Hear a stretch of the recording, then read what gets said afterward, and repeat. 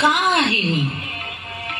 माझी वंशवेल पुरेशी विस्तारली आहे, दुर्वासारखी सर्व दूर पसरली आहे. आता माझेच आयुष्य माझ्या नजरेसमोरून जात आहे.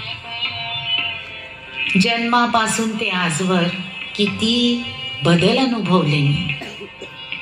सर्व आठवणी रुंजी घालत आहेत.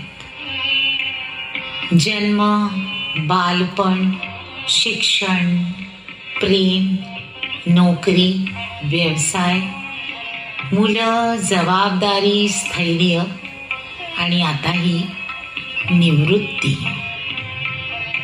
माझ्या अवतीभोवती हे कोण आहेत? अरे, हा तर मीच.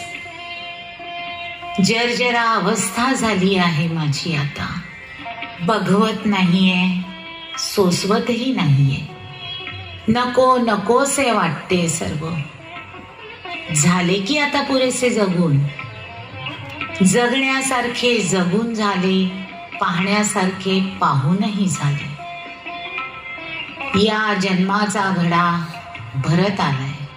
पाप, पुण्य, सत्कर्म, दुष्कर्म या सर्वांचा हिशोब आता फक्त त्या सर्व शक्तिमान ऊर्जेची साथ सुटलेली आहे. आता आजतागायत त्यांनी कुटुंबासाठी जे काही केलंय त्याचे बरे वाईट परिणामही आता समोर येत आहेत.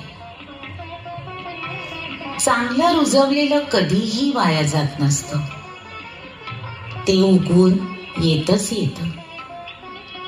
आपली मनापासून काळजी घेणारे आपले मित्रपरिवार, आपले कुटुंब यांच्यासोबत आयुष्याला एक आनंदी झालर निश्चितच असते.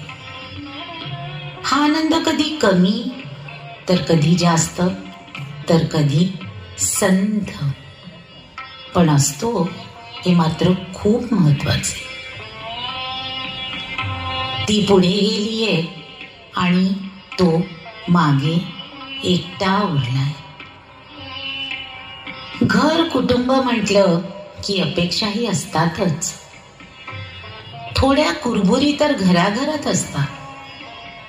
मात्र पुढच्या पिढीसोबत आणि त्याहूनही पुढे जाणाऱ्या वंशवेलीसोबत तो आता सुखाने कालक्रमणा करीत आहे. मतभेद विसरून संपूर्ण कुटुंब एक झालं आहे. एक छान, प्रेमळ, हसरं, प्रसन्न कुटुंबाचं